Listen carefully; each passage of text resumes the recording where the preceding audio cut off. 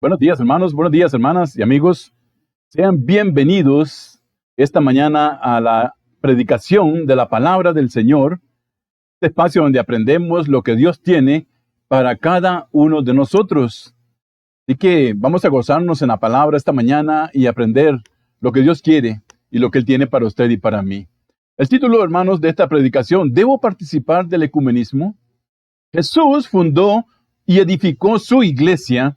Así lo dice la palabra suya en Mateo capítulo 16 y el verso número 18. Vamos a ver lo que dice la palabra del Señor acerca de esto. Mateo 16, 18. Y yo también te digo que tú eres Pedro, y sobre esta roca edificaré mi iglesia, y las puertas del Hades no prevalecerán contra ella. O sea, Jesús hizo su iglesia, Él empezó con su iglesia, Él la fundó, Él edificó, él pagó por ella, Él la compró. Por lo tanto, Él es la cabeza de la iglesia, según dice esto, hermanos. La iglesia romana ha interpretado la roca de Mateo 16, 18 como referencia a Pedro, creando así la base fundamental para la doctrina de la sucesión papal. Ellos argumentan que si Pedro es la roca sobre la cual se construyó la iglesia, y si los obispos de Roma son los sucesores de Pedro, entonces el papado continúa siendo el fundamento de la iglesia. Pero esto no es lo que enseña Mateo 16, 18. El nombre Pedro fue un apodo que Jesús le dio a Simón cuando se conocieron en Juan 1:42, proveniente de la palabra Petros o la palabra aramea Cefas. El nombre de Pedro significa una piedra. Cuando Jesús dijo, yo digo que tú eres Pedro, y sobre esta roca edificaré mi iglesia, Él utilizó dos palabras griegas diferentes para diferenciar entre Pedro, sea la piedra pequeña, y la roca, que es Cristo. El nombre de Pedro es Petros, mientras que el nombre de la roca es Petra. Probablemente estos términos nos suenen similares, pero la literatura griega antigua muestra que en realidad se refieren a dos cosas distintas. Petros se utilizaba para referirse a una pequeña piedra, mientras que Petra se refería a una base, a una piedra, a una roca, a una gran roca, utilizada como el fundamento. Mateo 7, 24 y 25. Así que, si parafraseáramos las palabras de Jesús, el Señor le dijo a Pedro, yo también te digo que tú eres una pequeña piedra, y sobre esta roca, sobre esta base, sobre mí mismo, yo edificaré mi iglesia. Bueno, ¿y quién es esa roca inamovible que el Señor habla? La respuesta se encuentra algunos versos antes en Mateo capítulo 16, del verso 13 hasta el 17. Vamos a ver lo que dice la palabra del Señor. ¿Cuál era esa roca sobre la cual Jesús estaba edificando su iglesia? Dice la palabra ahí, viniendo Jesús a la región de Cesarea de Filipo, preguntó a sus discípulos, diciendo, ¿quién dicen los hombres que es el Hijo del Hombre? Ellos dijeron, unos Juan el Bautista, otros Elías y otros Jeremías o algunos de los profetas. Y él les dijo, ¿y vosotros, quién decís que soy yo? Respondiendo Simón Pedro dijo, tú eres el Cristo, el Hijo del Dios viviente. Entonces le respondió Jesús, bienaventurado eres, Simón, hijo de Jonás, porque no te lo reveló carne ni sangre, sino mi Padre que está en los cielos. Bueno, ¿cuál es esa roca que sobre el Señor estaba edificando su iglesia? Es esta confesión que Pedro estaba diciendo, tú eres el Cristo, el Hijo del Dios viviente. O sea, la iglesia del Señor estaba siendo edificada sobre Él mismo, sobre el Hijo de Dios, sobre el Hijo del Dios viviente. ¿Podemos entender esto, hermanos? Y esto que le estaba siendo revelado a Pedro, dice, no era de algo humano, sino que venía precisamente de los cielos. Esta es la roca sobre la cual el Hijo de Dios edificó y fundó su iglesia. Jesús compró su iglesia a costa de su propia sangre, según nos dice en el libro de Hechos, capítulo 20 y verso 28. Dice la palabra ahí, Hechos 20, 28. Tened cuidado de vosotros y de toda la grey, en medio de la cual el Espíritu Santo os ha hecho obispos para pastorear la iglesia de Dios, la cual Él compró con su propia sangre. Le está hablando a los pastores y nos dice, tengan cuidado primero de ustedes mismos, primero de su ejemplo, primero de su comportamiento, primero de cómo están aplicando la palabra mía, primero de cómo están guiando la iglesia, y después dice, y de toda la grey, y de todas mis ovejas, dice, en medio de la cual el Espíritu Santo los puso por obispos, ¿para qué?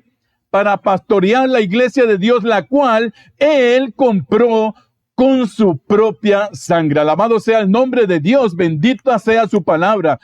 Por lo tanto, hermanos, su iglesia le pertenece a Cristo y nunca, por ninguna razón, un hombre puede ser ni debe ser la cabeza de la iglesia. Solo Jesús ganó ese derecho en el sacrificio que Él hizo comprándola en el derramamiento de su propia sangre. La palabra dice en Colosenses capítulo 1 y el verso número 18. Veamos lo que dice la palabra, hermanos. Y Él, recordemos, hablando de Jesús, y Él es la cabeza del cuerpo que es la iglesia, el que es en el principio el primogénito de entre los muertos, para que en Él tenga toda la preeminencia.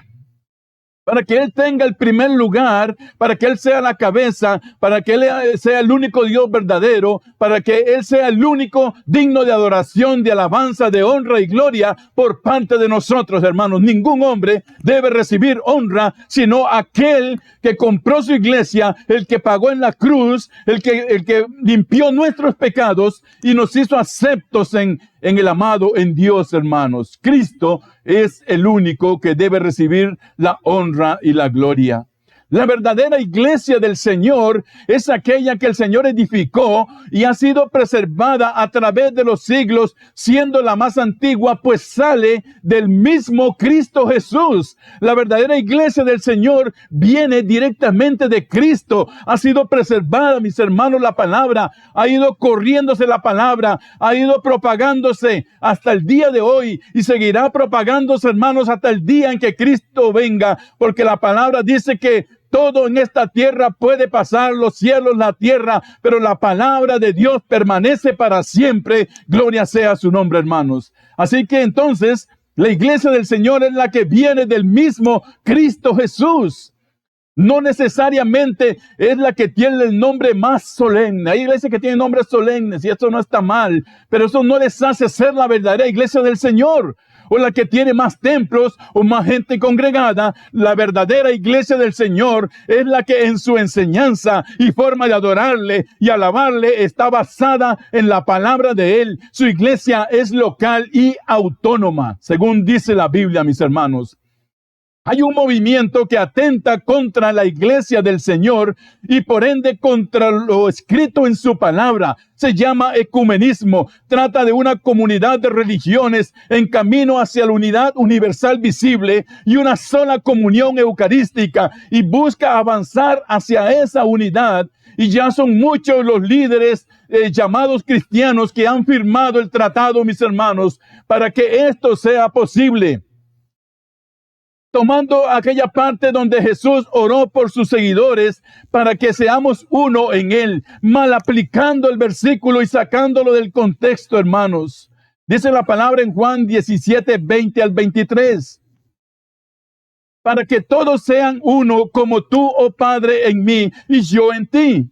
Que también ellos sean uno en nosotros, para que el mundo crea que tú me enviaste. La gloria que me diste yo les he dado para que sean uno, y así como nosotros somos uno, yo en ellos y tú en mí, para que sean perfectos en unidad. Miren, mis hermanos, su palabra nos habla del amor que debe haber entre los hijos de Dios, ese amor perfecto por el cual Jesús mismo estaba dando su vida, pero nunca está hablando en este versículo de una coalición mundial de religiones, ignorando que Jesús no hablaba de religiones, sino de su propia iglesia, que somos nosotros, mis hermanos. Esa unidad que debe haber entre los hijos de Dios, pero no una unidad de religiones a nivel mundial. Que seamos una unidad en la fe y en su palabra y en el bautismo. La palabra del Señor nos dice en Efesios capítulo 4, versos 5 y 6, un Señor, una fe, un bautismo, un Dios y Padre de todos, el cual es sobre todos y por todos y en todos. Un Señor que en el caso de esta coalición de religiones, esta unión de religiones, no sería nuestro Señor Jesucristo, sino el que lidera precisamente, saldría de la iglesia que está liderando esto, de la iglesia romana, hermanos. No es el Señor Jesús el que sería la cabeza de toda esta unión de religiones, sino el que sale de la iglesia romana, mis hermanos. Entonces, este hombre sería la cabeza de todas las iglesias del mundo. Así está en el escrito que yo ya lo estudié, ya lo leí. Y eso no lo podemos ni lo vamos a aceptar nunca, mis hermanos. Nosotros creemos que Jesús es y debe ser la cabeza de la iglesia. Dice la palabra en Efesios capítulo 1 y el verso número 22. Dice la palabra ahí, y todo lo sometió bajo sus pies, y Él lo dio por cabeza sobre todas las cosas a la iglesia. Jesús es la cabeza de la iglesia. Nadie más puede tomar ese lugar, hermanos.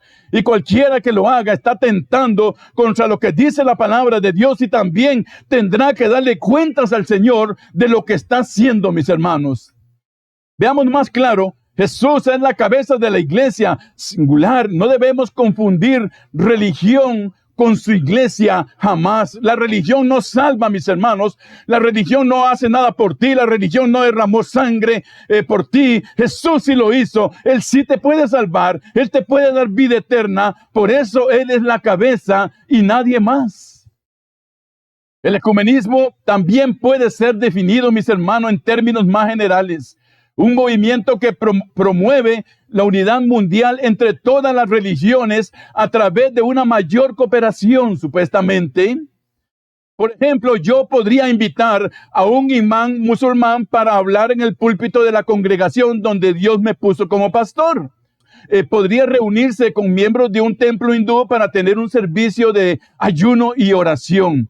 Es inaudito y un rotundo no, mis hermanos. ¿Dónde queda la palabra del Señor? Una fe, un Señor, un bautismo definido de esta manera. Definitivamente, hermanos, el ecumenismo no es bíblico, no tiene sustento en su palabra. No vamos a estar, porque para nosotros el único intercesor y mediador entre Dios y los hombres se llama Jesús, mis hermanos. Él es el único que puede perdonar nuestros pecados. Ningún hombre tiene el derecho de interceder, ni mujer tampoco, y menos de perdonar nuestros pecados. Solo Jesús puede hacerlo, mis hermanos. La palabra dice en carta primera de Juan, capítulo 2, verso 1 y 2.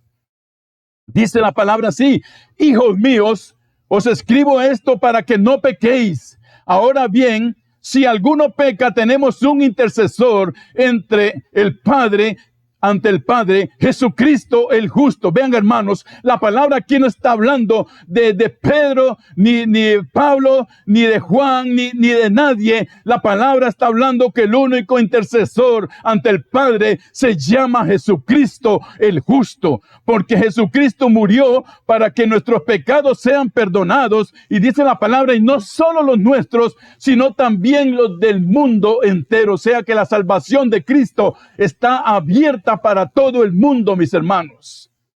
Pero Cristo es el único que puede perdonar nuestros pecados. Él derramó su sangre en la cruz del Calvario, mis hermanos, para que su sangre nos limpie de todo pecado y poder ser aceptos en Él cada día, mis hermanos. Poder presentarnos ante su presencia, poder orar. ¿Por qué? Porque su sangre nos limpia, mis hermanos, nos quita el pecado. Es el único trabajo que tiene la sangre de Cristo, hermanos.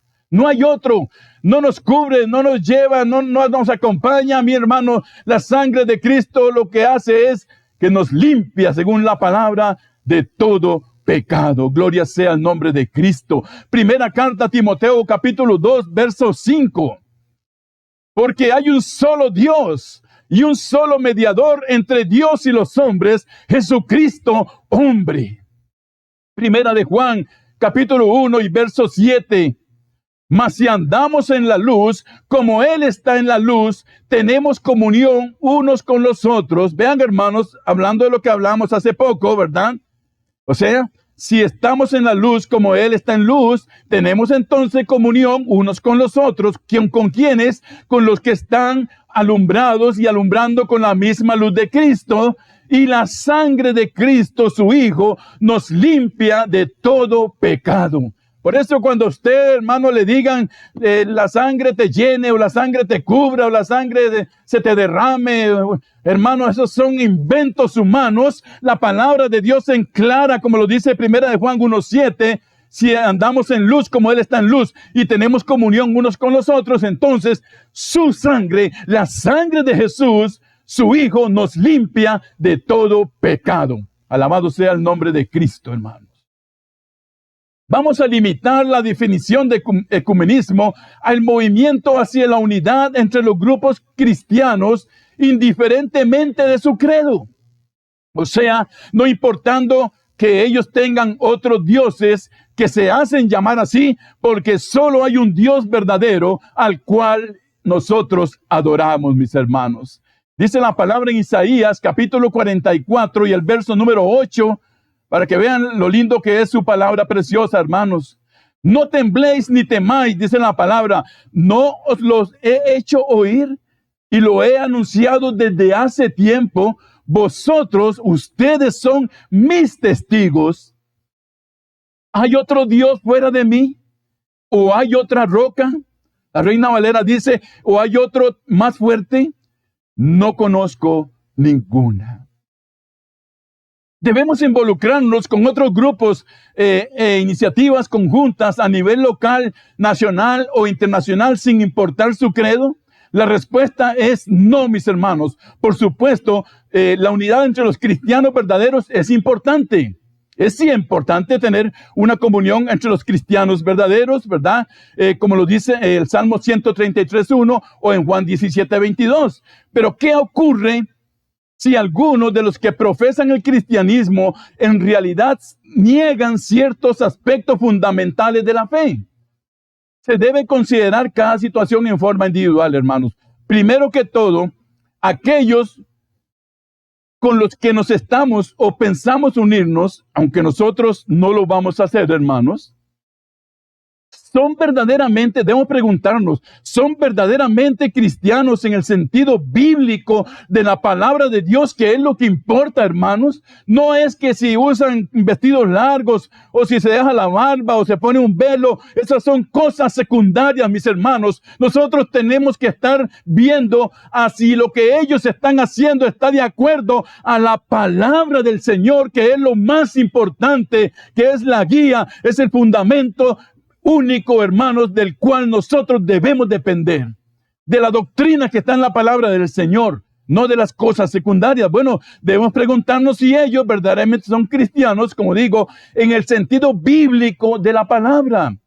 Muchas personas y organizaciones hacen referencia al nombre de Jesucristo e incluso declaran que Él es el Señor y Salvador. Sin embargo, rechazan claramente lo que la Biblia dice acerca de Jesús. Ejemplos claros como estos son los mormones y los testigos de Jehová, que se hacen llamar a sí mismos seguidores de Jesucristo y afirman ser cristianos. No obstante, hermano, niegan lo que la Biblia dice acerca de la naturaleza y la obra de Cristo. Entonces, no pueden estar en comunión con nosotros de ninguna manera, mis hermanos. Un ejemplo no tan obvio es el cristianismo liberal. El cristianismo liberal se encuentra en casi todas las denominaciones y aunque pueda parecer cristiano, generalmente rechaza muchas verdades esenciales, mis hermanos. Los liberales suelen negar o subestimar la inspiración y la autoridad de la Biblia, como está escrito en 2 Timoteo 3:16, el carácter exclusivo de la salvación en Cristo, Juan 14:6, 1 Timoteo 2:5, y la completa dependencia de la gracia de Dios para la salvación, aparte de las obras humanas. Romanos 3:24-28, Gálatas 2:16, Efesios 2:8 y 9.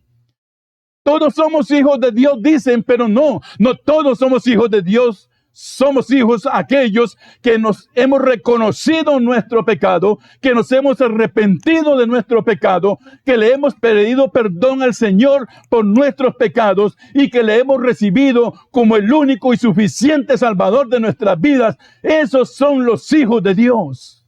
Todos los demás que no lo hacen son la creación de Dios. Solo los que le hayan recibido en su corazón y le reconozcan como el único Dios verdadero, mis hermanos. Es el mismo Dios, dicen por ahí. Llámese Buda, Alá con los musulmanes, Ra con los egipcios, el Dios de la lluvia en las selvas ecuatoriales, o Kali, la diosa del hinduismo, pero no es así. El único Dios verdadero, hermanos, se llama Jesús de Nazaret, nuestro Salvador, el Dios verdadero, el Dios de la Biblia, el Dios que tuvo amor por nosotros enviando a su Hijo Jesucristo a morir en la cruz, mis hermanos. Ninguno de estos dioses con minúscula, porque no se le pueden poner con mayúscula, porque la mayúscula es solo para el nombre sagrado de Dios, mis hermanos. Todos estos, ninguno ha dado nada para que sus seguidores sean salvos, mas el Dios verdadero, mis hermanos, Él sí dio a su Hijo Jesucristo para que muriera en la cruz, mis hermanos, y ahora nosotros seamos salvos por medio de Él. Por eso el único Dios verdadero se llama Jesús de Nazaret. Isaías 45 y el verso número 5, para que vean que lo dice la palabra de Dios. Yo no lo estoy inventando, lo dice su palabra. Dice el Señor en Isaías 45:5, yo soy el Señor y no hay ningún otro fuera de mí, no hay Dios. Alabado sea el nombre de Cristo. Yo creo esta verdad, mis hermanos. Yo creo lo que el Señor dice y sé que mi Dios es el único Dios verdadero y fuera de Él no hay dioses. Todo lo que hay fuera de Él son engañadores, son hombres en pecado, mis hermanos, o estatuas o cosas que el hombre inventó, mis hermanos, para hacer los dioses, pero no son de verdad. El único Dios verdadero es Cristo nuestro Salvador. Dios es amor y Él nos ama, no importa lo que creamos, dice por ahí. Pues yo les digo que Dios ama, hermanos, a los que le aman. Proverbios 8:17 dice, yo amo a los que me aman y me hallan los que temprano me buscan. Y sí le importa mucho lo que creamos, hermanos. A Dios le interesa mucho lo que usted crea y lo que yo crea. Hermanos, miren, la palabra de Dios en el Nuevo Testamento hace mucho énfasis en que nosotros debemos ir a la palabra, estudiarla, escudriñarla, meternos en ella, mis hermanos, estar siempre en la palabra, porque dice que a nosotros nos parece que en ellos tenemos la vida eterna y que ellas son las que dan testimonio de quién, de Cristo Jesús, mis hermanos. Entonces, sí importa lo que usted crea y lo que yo crea. Yo no puedo decirle, mire, yo no creo en Jesús, pero yo quiero unirme con usted y que los dos juntos alabemos. Eso no tiene sentido común, hermanos. Eso no puede ser. A Dios le importa lo que nosotros creamos. Dice Apocalipsis capítulo 1 y el verso número 3.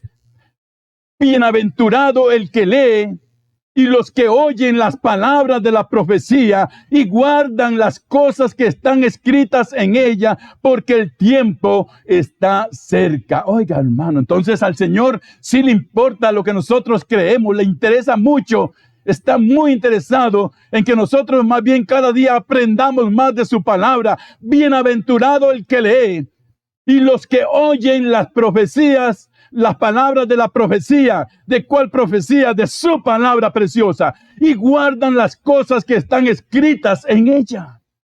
Porque el tiempo está cerca, mis hermanos. El mundo hoy en día está revolucionando. Estamos viendo tantas cosas, mis hermanos. Están sucediendo muchas cosas que nos están indicando claramente, como dice la parte última de este verso de Apocalipsis 1:3, que el tiempo de Dios está cerca. Y es entonces tiempo en el cual nosotros debemos más acercarnos al trono de la gloria, a meternos en su palabra, escudriñarla, buscar en ella, teniendo, mis hermanos, dice la palabra, ven qué lindo el salmista decía, que el hombre que cree en el Señor, dice que y que guarda su palabra y que está en ella, es como un árbol que está plantado junto a aguas. Su hoja siempre está verde y nunca cae. Siempre da fruto, mis hermanos.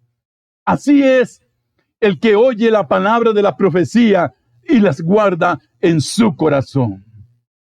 Hermanos y hermanas, la palabra suya nos ha dado esta mañana una indicación de qué es lo que nosotros debemos de hacer. Muchos llamados líderes cristianos ya han firmado este nuevo pacto, mis hermanos, esta nueva unión. Usted y yo tenemos su santa palabra en nosotros. ¿Qué vamos a hacer? Pregunto yo. Yo a título personal, mis hermanos, rechazo todas estas nuevas cosas y uniones que se están dando, mis hermanos. ¿Por qué? Porque no alaban al Señor, porque Dios no es el centro, porque Dios no es la cabeza, mis hermanos, de esos grupos, porque la palabra de Dios no es el sustento de esos grupos. Por lo tanto, yo no puedo estar de acuerdo con esas cosas, mis hermanos, y el ecumenismo es algo que está fuera de la palabra de Dios, es algo antibíblico, hermanos. Por lo tanto, yo no puedo ni debo unirme a eso. A mi título personal, yo no voy a aceptar estas cosas, mis hermanos. Y la palabra va aconsejada por el Espíritu Santo hacia usted. Yo sigo a Jesús, quien murió por mí en la cruz y me dio salvación y vida eterna. Sigo al único y verdadero Dios, que dice la palabra suya, que fuera de Él no hay Dios. Sigo aquel que tuvo amor por nosotros, que nos amó antes de la fundación del mundo, que se dio por usted y por mí, y que en amor a nosotros nos dio esa reconciliación entre Dios y los hombres por medio de su Hijo Jesucristo, mis hermanos, el cual es el único intercesor entre nosotros y Dios el Padre. A este es al que yo sigo, a este es al que yo alabo, a este es al que yo le doy toda la honra y toda la gloria, y al que voy a seguir yo pegado a su palabra, mis hermanos, y no despegarme de ella, porque yo he aprendido que su palabra es verdad, su palabra no miente, y todas las cosas que están escritas en ellas se cumplen y se cumplirán también a su tiempo. Así que yo le dejo, mi hermano y mi hermana, amigo también, si nos escuchan, ¿qué vas a hacer tú con la palabra del Señor? Nosotros tenemos que tener una posición ya definida. Yo tengo mi posición definida. ¿Qué vas a hacer tú con la palabra? La palabra dice ahí donde leímos en Apocalipsis capítulo 1 y el verso 3. Se los doy, hermanos, una vez más. Bienaventurado el que lee y los que oyen las palabras de la profecía y guardan las cosas que están escritas en ella, porque el tiempo está cerca. Dios traiga bendición a tu palabra esta mañana.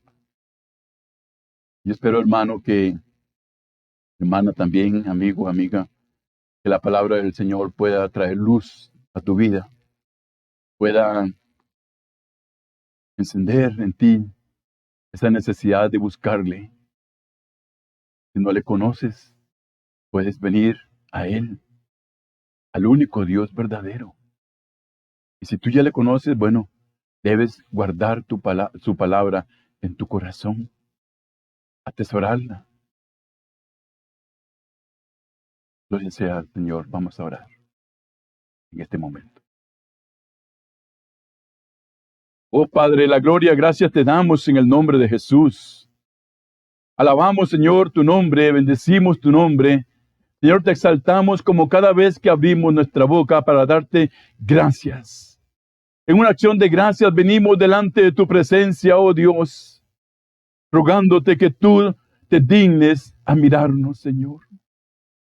Que tú mires a tus siervos, a tus hijos, Señor.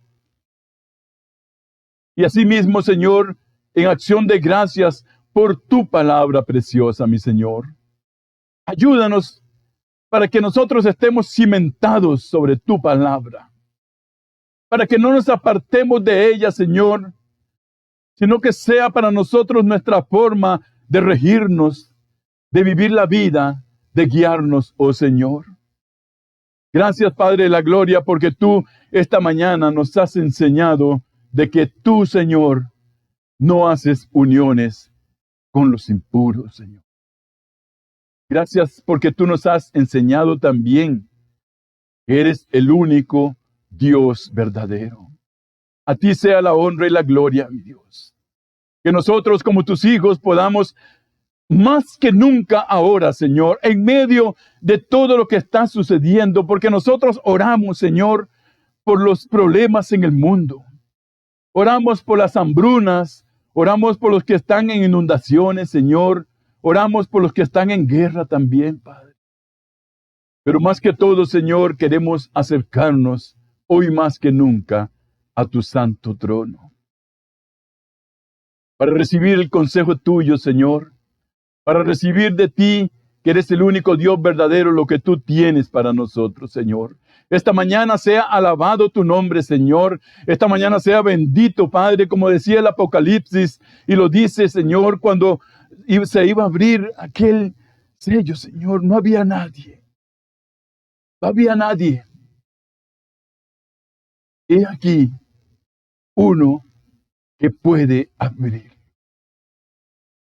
Uno que es digno de abrir. Ese eres tú, oh Cordero de Dios, que quitas el pecado del mundo. Ese eres tú, Cordero Santo, Dios al cual te servimos, al cual te alabamos, Señor, al cual damos nuestra honra y gloria. Esta mañana nosotros reconocemos, Señor, que tú sí fuiste digno. Fuiste hallado digno, Señor. Por eso se te dio un nombre que es sobre todo nombre, oh Padre, Señor. En el nombre de Jesús te damos las gracias por tanto amor para nosotros. Cordero de Dios, gracias te damos por el sacrificio tan perfecto hecho por ti en la cruz para nosotros. Gracias te damos, oh Señor, por tu palabra. Y esta mañana nos ha hablado y también nos ha confrontado a cada uno, Señor. A ti sea la honra y la gloria por los siglos de los siglos. Amén y amén. La palabra del Señor sea bendita en medio de nosotros, hermanos, hermanas. Glorificamos a Dios por su palabra. Dios les bendiga.